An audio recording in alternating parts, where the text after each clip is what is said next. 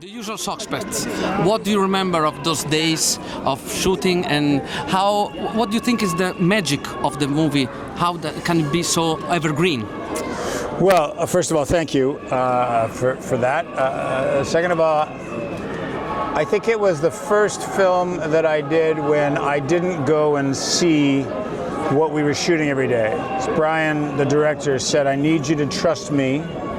I can't have you second guessing what's working, what's not working, because the character is complex and there are things that an audience doesn't know until late in the film." And so it was such a great experience to put myself in the hands of a director who I trusted entirely.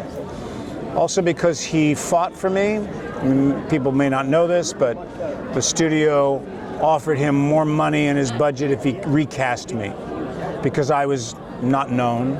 But that was Brian's argument, that whoever plays this role cannot be known. And so I'm always eternally grateful to Brian for that. We had an incredible experience shooting the film, and I'm glad that it holds up after all these years. 1780 will be released in US in January, and we hope that will be also in Italy. And what do you think about the new independent cinema, American independent cinema? How did you experience it on the set? Well, I think that there's always been in American cinema from the very beginning, in the days of silent films, the days in the 20s and 30s when film turned to talkies. I think there's always been an independent spirit. Whether a movie was made by a studio or made by an individual or made by a small group of people who came together and believed in something. Independence is not about necessarily being out there in the world. There are, if you look at the great movies in the 1970s that came out of Paramount or 20th Century Fox or MGM, these were independent directors with independent stories they wanted to tell. So I think it's about an attitude.